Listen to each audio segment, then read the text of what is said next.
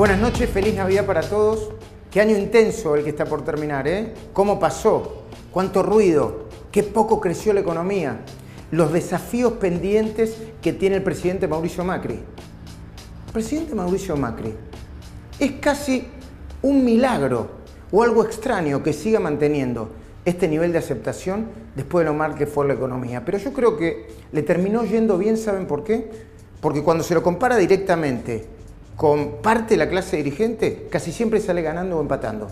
Se lo compara con Cristina Fernández de Kirchner, sale mejor. Se lo compara con Daniel Scioli, sale mejor. Se lo compara con el gobierno anterior y parte del peronismo y sale mejor. ¿Esto es suficiente? No es suficiente. ¿Cuáles son los desafíos del jefe de Estado?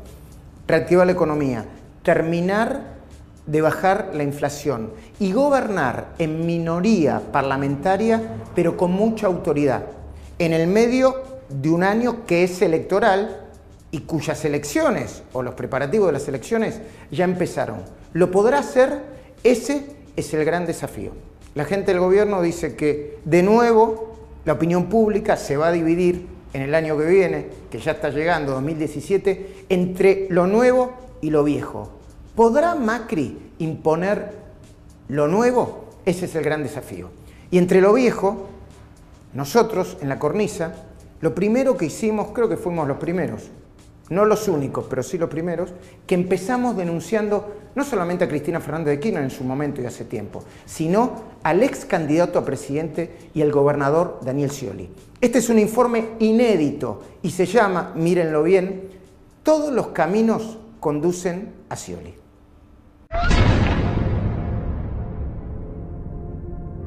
La ruta del dinero S suma nuevas cajas negras y está a punto de sumar nuevas detenciones. Las detenciones serán pedidas por la Fiscalía 11 de Delitos Complejos de La Plata, cuyo titular es Jorge Paolini. Es por la estafa con jubilaciones falsas del Instituto de Previsión Social de la provincia de Buenos Aires. Paolini comprobó un fraude millonario de jubilaciones apócrifas de supuestos magistrados. La operatoria estaba organizada por altos funcionarios del IPS que armaban expedientes utilizando a indigentes que se prestaban a la estafa. Igual que en otros casos, este nuevo expediente en la ruta del dinero S también incluye plata en efectivo. En la investigación se revelan extracciones bancarias por caja que hacían los exfuncionarios para cobrar las falsas jubilaciones. Un método repetido en las llamadas cajas negras que denunció la diputada Carrió y que también investiga el fiscal Álvaro Garganta. El mismo método por el que el ex jefe de gabinete permanece procesado y no puede salir del país, igual que su hombre de confianza, el hombre de la estatua del dragón alado, Walter Carbone. Son 3 los exfuncionarios del Instituto de Previsión Social de la provincia de Buenos Aires procesados. El fiscal Paolini demostró cómo en ese organismo del Estado provincial se armó una organización ilícita. La operatoria era así. Un indigente concurría al banco acompañado de un funcionario. Ambos retiraban el dinero en efectivo por una de las cajas de la entidad bancaria. Le tramitaban haberes jubilatorios de las categorías más altas del Poder Judicial Provincial, como de fiscal o de juez. Se calcula que los montos van desde 800.000 a 1 millón de pesos. El indigente recibía una mínima compensación y el funcionario se retiraba con el resto del dinero.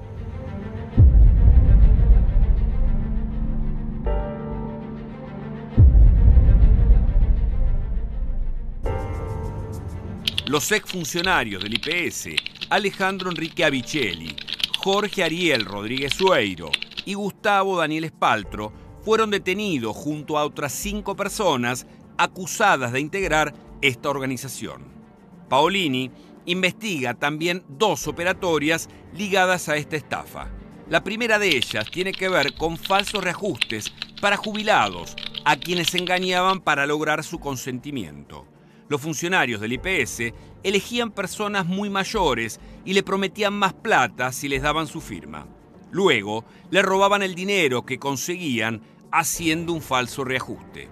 La segunda es la causa del astillero Río Santiago. teniendo muy en cuenta el espíritu fundacional del entonces presidente Juan Domingo Perón cuando puso en marcha este astillero. Y estas son las grandes conquistas que tenemos que proyectar ahora hacia el futuro. Héctor Escabuso, expresidente del astillero, y Guillermo Elisech, liquidador de haberes del organismo, ambos procesados por el fraude, en el que se armaban falsas contrataciones de empleados, declararon que recaudaban para el ex ministro de Producción, Christian Breinsteinstein.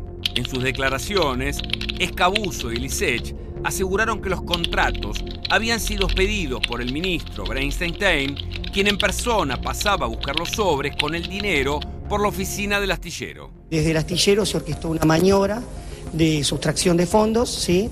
La confección de diferentes legajos, sí, a nombre de distintas personas. En la causa está probado que se armaron a partir de datos que fueron obtenidos fraudulentamente. El fiscal Paolini aseguró que este dinero negro era extraído por caja y transportado en camiones de caudales. Se trata de al menos 20 millones que fueron extraídos entre el 2012 y el 2013 del Banco Provincia de La Plata para el supuesto pago de sueldos de 159 empleados fantasmas. No nos olvidemos que el dinero del Estado es dinero blanco que después vuelve al circuito de manera negra y después lo tienen que blanquear.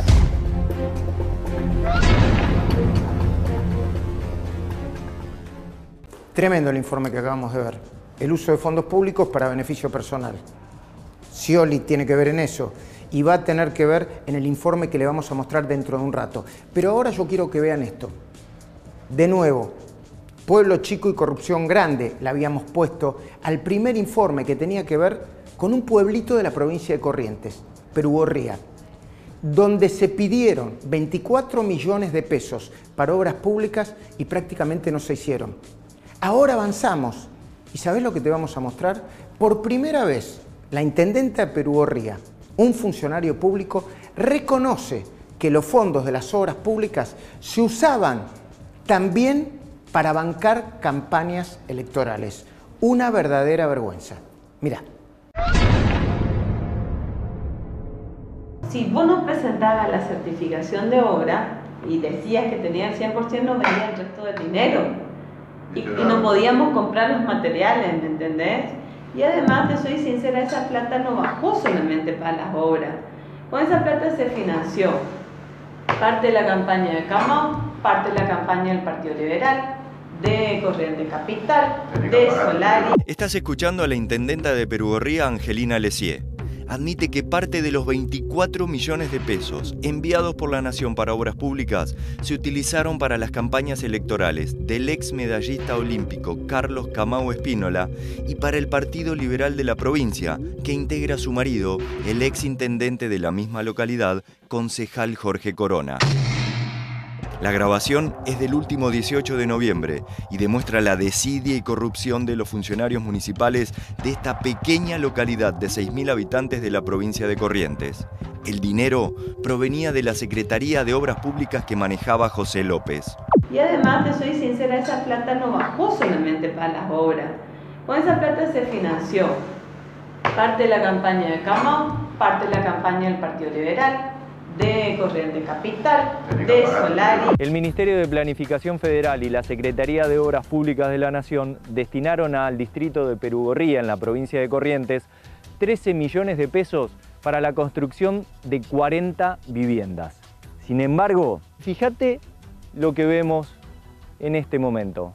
Absolutamente ninguna casa finalizada. La confesión de la intendenta fue grabada por integrantes de la cooperativa de trabajo Paso Tala, encargada de la construcción de las viviendas. La Oficina Anticorrupción lleva adelante esta investigación junto con la justicia correntina, por lo que la intendenta está imputada por el delito de peculado.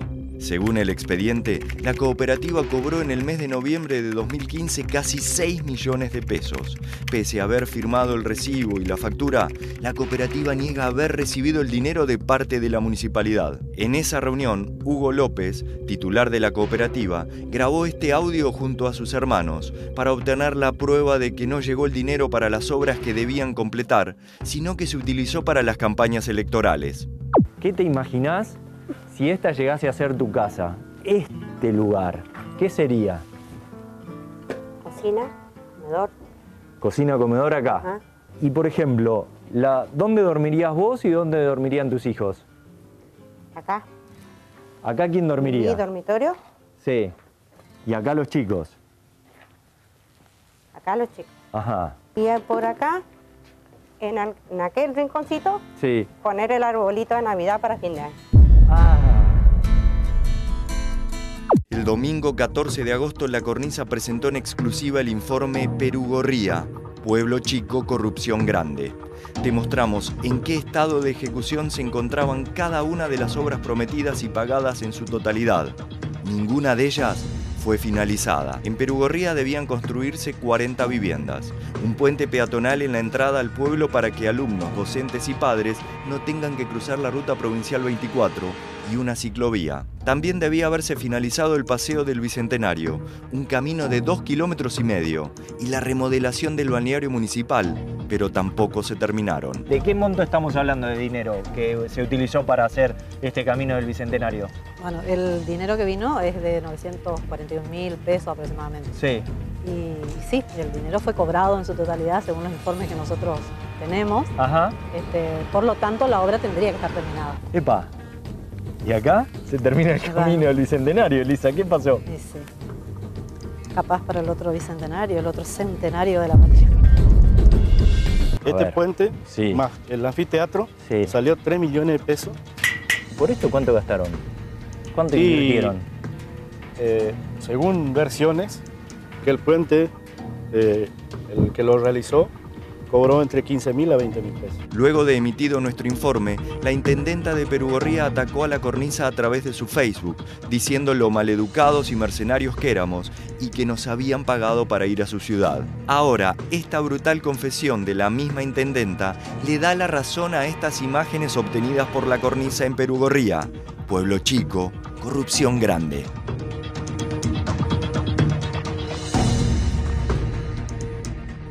Además de los informes sobre corrupción, este año tuvimos que anticipar, y te vamos a anticipar ahora, otro material inédito que tiene que ver con la pobreza, la recesión, el problema de la inflación y el dinero que no alcanza. Nos topamos con esta historia mientras hacíamos un informe más grande y supuestamente más impactante, pero esto realmente nos conmovió.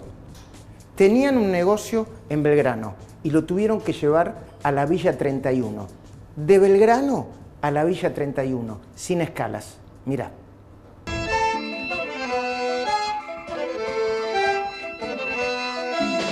Estamos en la Villa 31, te vamos a contar la historia de Liliana, que hasta hace muy pocos meses tenía un local de comidas en Belgrano, lo tuvo que cerrar porque no le daban los costos y abrió una panadería aquí.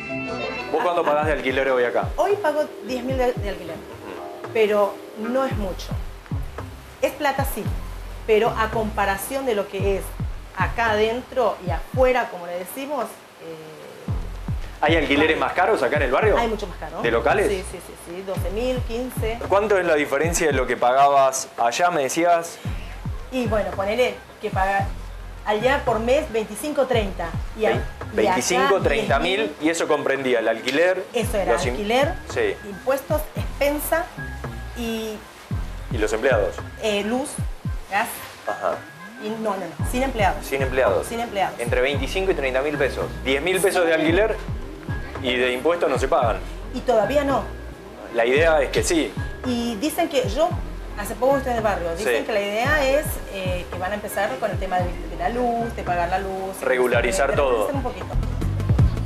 Permiso, buenas tardes. ¿Cómo estás? Se nota la crisis económica, si se nota que la gente tiene menos plata en el bolsillo, que la plata no alcanza. Se nota mucho. ¿Sí? Sí. ¿Cuándo empezaste a notar este cambio, esto de que no te alcanzara la plata por ahí o de que te quedara mucho stock de mercadería? La verdad, después del cambio de gobierno. ¿Sí?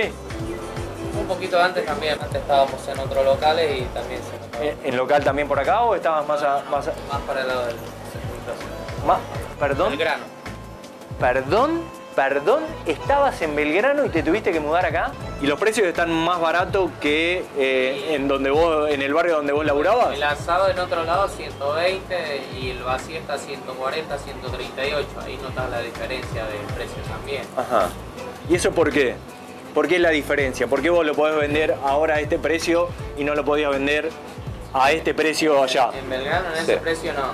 Uno que el alquiler. Ajá. Estamos hablando de Belgrano R. Sí. Juramento y amenado. Ah, sí. ¿Y acá cuánto pagas de alquiler? Y mucho menos de lo que yo pagaba allá. ¿Sí? Sí. ¿Por 10 lucas? Ponele. ¿10.000 pesos? Sí. ¿Y allá cuánto? 25.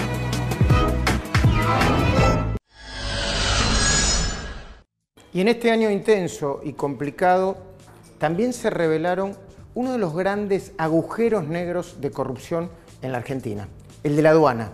Nosotros preparamos un informe. Te mostramos hace un par de programas apenas unos segundos de ese informe. Ahora lo vas a ver completo por primera vez. Se llama Las nuevas escuchas de la mafia de la aduana. Y hay un nombre de un sospechoso que tiene un apellido que parece un chiste. Se llama Traficante. Señor, mi ejemplo a seguir en la vida. ¿Cómo te va, mi amor? Estás escuchando a dos detenidos de la mafia de la aduana. Uno es Federico Tiscornia, procesado y acogido a la figura del arrepentido. El otro es Oldemar Cuqui Barreiro Laborda, también procesado por el juez Marcelo Aguinsky. Tiscornia le ofrece a Cuqui Barreiro Laborda una reunión con el jefe de delitos federales para lograr el apoyo territorial que se necesita para sacar los contenedores de la aduana. Además de todo lo que te comenté, mañana si querés te junto con el que maneja delito federal. Me dice, nadie me vino a ver, nadie habló conmigo, nadie nada, quiero hacer negocio, quiero trabajar tranquilo. ¿Suma o no suma? O sea, lo tenés recontra alineado eso. Marco, no sé cuánto, a ver, con el que estoy reunido me está abriendo un panorama divino y me dice, tengo esto, tengo lo otro, tengo lo otro, tengo lo otro, tengo lo otro en el cuento, lo tengo acá, ya hablo con... O sea, es posta, me dice, si tenés algún problemita o estás ahí más o menos con esto, delitos federales te lo pongo a tu disposición. Hablemoslo con Julio y con Julio decía. Ok. Los investigadores dudan de quién es este Julio, mencionado por Laborda. Las sospechas van desde Julio Devido hasta Julio César Tizado, un ex policía federal que fue condenado por contrabando. La maniobra consiste en intentar evitar que la mercadería sea controlada en tránsito por la división de la Policía Federal, responsable de la ruta de los contenedores una vez que son ingresados al país. A esta Terminal 5 del puerto de Buenos Aires llegaron 4.500 contenedores provenientes de China. En ese barco, ni bien tocaron tierra, la Dirección General de la Aduana sospechó que se trataba de contrabando. Del expediente que lleva adelante el juez Aguinsky se desprende la formación de una aduana paralela o una patrulla de rescate de los contenedores que eran frenados en la aduana. Con la complicidad de varios funcionarios aduaneros ahora presos, la organización ofrecía rescatar los containers falsificando su documentación vía depósitos fiscales y entregarlos en destino. El equipo de investigaciones de la Cornisa pudo saber que la maniobra de estas organizaciones mixtas entre funcionarios y privados manejaban más de 1.300 millones de pesos por año en contrabando de mercadería solo para la industria textil. Parte de los contenedores sospechados llegaron hasta acá, a este depósito fiscal en Lanús. Así viene la mercadería en un contenedor, en este caso de China. Y por supuesto, tiene que estar acompañada por un BL. Ese documento que indica cantidad, tipo de mercadería y peso. Eso es lo que falsificaba la mafia de los contenedores. Hay 10 detenidos y un prófugo, Alejandro el Mono Minichelli, cuñado del exministro y ahora diputado Julio Devido. La mafia de la aduana paralela provocó un gran perjuicio a la industria local, ya que cada contenedor de unos 20.000 kilos de mercadería promedio era modificado en su peso y contenido. Estos son algunos de los contenedores secuestrados por la aduana y la justicia.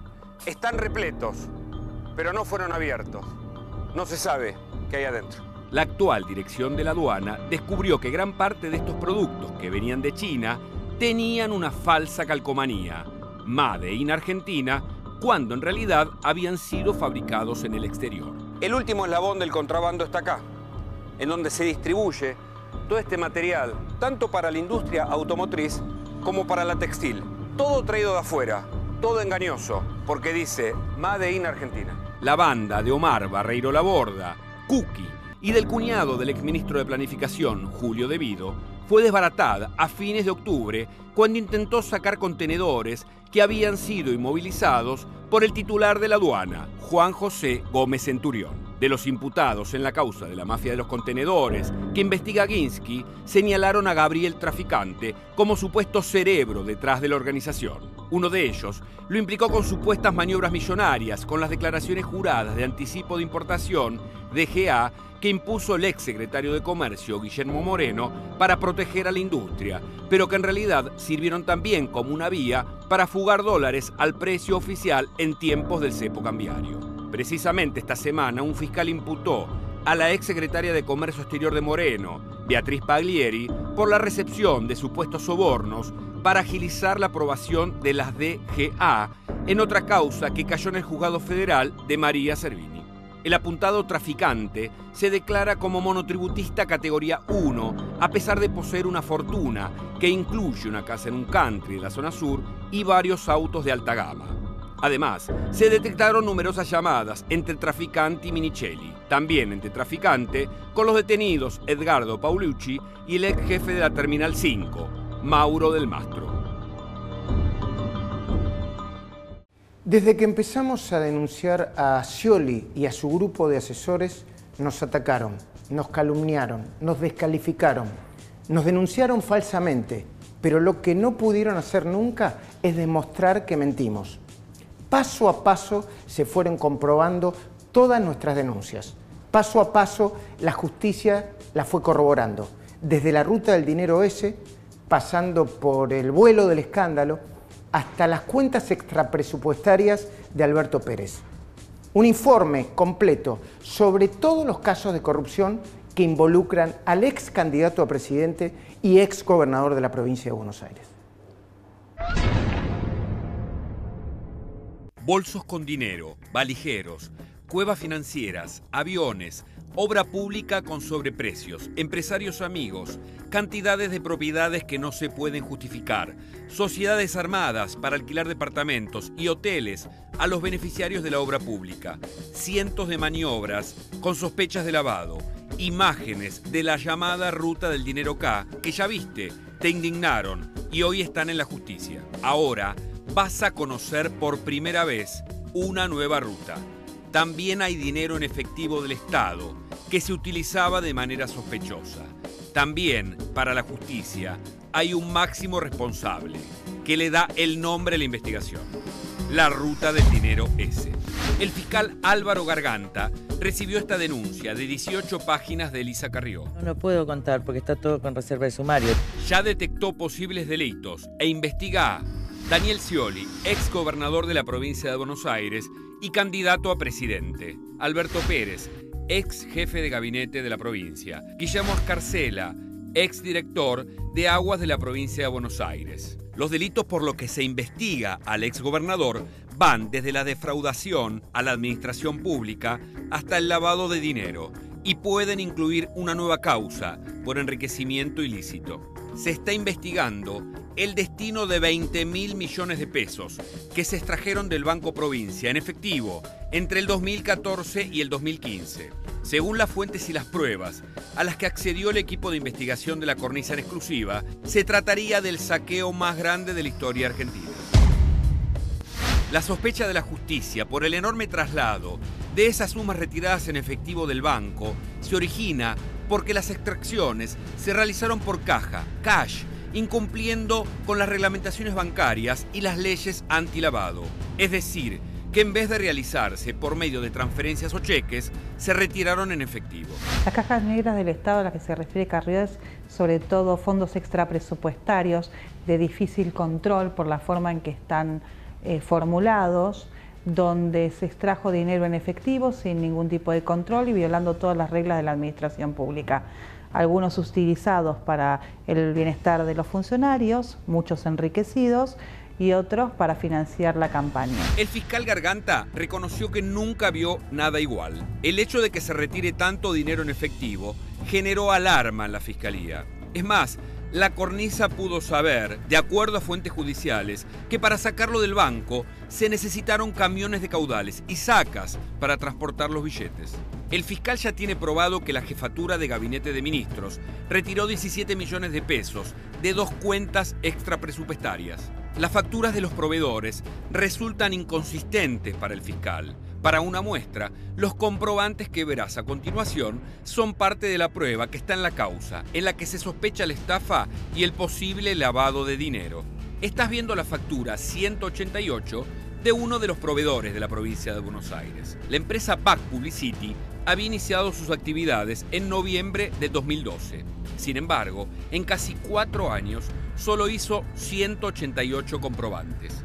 Eso resulta sospechoso. El importe total de la factura es de 255.000 pesos por materiales en formato digital que no se detallan y tampoco se indican los precios por unidad ni los detalles del trabajo realizado. Es inconsistente.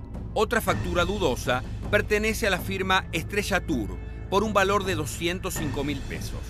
Los servicios no se clasifican, solo se detallan traslados por la Semana de la Seguridad Vial. No se especifica el precio unitario ni la cantidad de pasajeros transportados. Es otra prueba de pagos sospechosos. Esta factura es de la empresa Atis S.A. Se le pagó 120.000 pesos por material para formato digital. ¿De qué material se trata?, preguntan en la justicia. Otra inconsistencia es por la falta de los detalles del servicio y porque esta empresa inició sus actividades hace 9 años y la factura es 742. Al revisar las cuentas, el fiscal Garganta decidió, junto a su equipo de la UFI 11 de La Plata, cambiar el método de investigación y fue directo a la fuente de donde sacaron el dinero y de las miles de extracciones que aparecieron en los últimos 2 años de la gestión del gobernador Daniel Scioli, surgieron los sorprendentes movimientos. Y sé que juntos podemos hacerlo mejor. Los datos asustan. Entre el 2014 y el 2015, en plena campaña política, se extrajeron del Vapro 14.600 millones de pesos y 5.805 millones del resto de las cuentas, como Provincia Leasing, Provincia Seguros y otras del mismo grupo.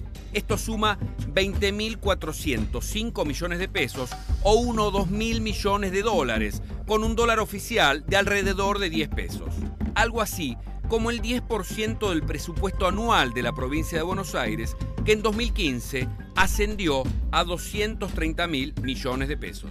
La administración pública se tiene que manejar con cheques, porque tiene que existir el sistema de control. ¿Para qué era ese dinero que se extrajo en efectivo? ¿Con qué finalidad se extrajo ese dinero y a qué finalidad también fue dirigido? Para ver si hubo sobrefacturación, sobrecostos, dinero a cooperativas inexistentes, facturación apócrifa. No nos olvidemos que el dinero del Estado es dinero blanco que después vuelve al circuito de manera negra y después lo tienen que blanquear.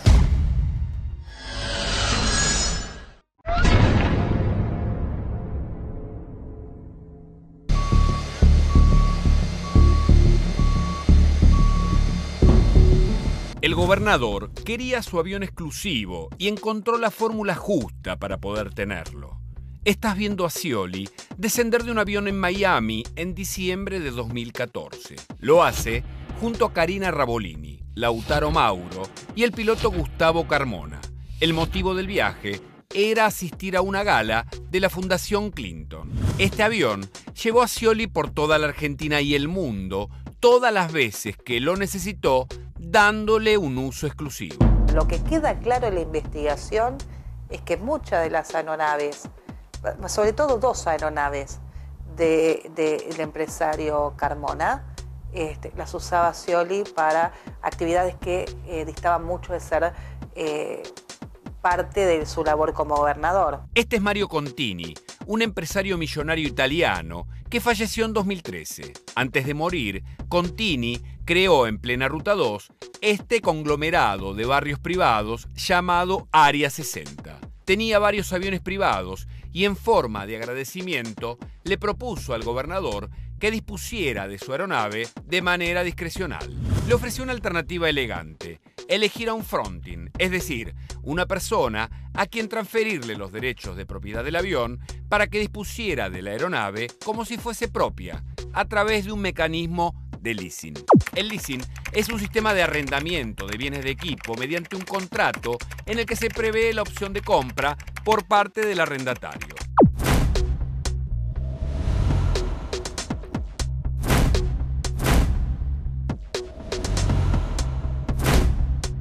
El avión preferido de Scioli es este Hawker 4000, matrícula LB-CNW con capacidad para 10 pasajeros.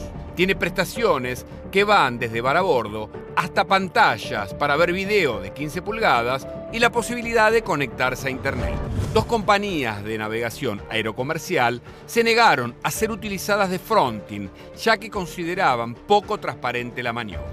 Entonces, los asesores del quien fuera candidato a presidente encontraron el candidato justo. Se llama Gustavo Carmona, es piloto y también dueño de Servicios y Emprendimientos Aeronáuticos Sociedad Anónima. Ya se está acreditando de manera fehaciente que se ha utilizado dinero de los bonaerenses para pagar vuelos privados sin ser licitados, contratados de manera absolutamente discrecional y directa, para su campaña y para también el ocio de él, sus amigos y sus familiares, ¿no? El fiscal Garganta tiene la misma sospecha y estaría por imputar a Scioli por los delitos de peculado y estafa. Bueno, muy bien, hasta aquí llegamos. No nos resta más que desearles muy feliz Navidad, que terminen bien este año tan intenso y problemático por momentos y que empecemos un 2017 muy bueno para todos. A mí y a todo el equipo de La Cornisa, a quien agradezco, brindo con ellos simbólicamente. No nos queda más que agradecerles porque este otra vez fue quizá el mejor año de los 18 y pico que ya venimos recorriendo. Tuvimos un pico de rating de 12.4, que es histórico para el Canal América y que lo agradecemos. Tuvimos un promedio de rating de cerca de 7 puntos, lo que también es inédito e histórico y nos convierte en el programa de este canal más visto y lo agradecemos también y esperemos que el año que viene podamos plantear de nuevo otra vuelta de tuerca más para hacer de este clásico, de este programa, un envío más moderno, más interesante y más impactante que nunca. Gracias, feliz año para todos, que la pasen muy bien. Chao.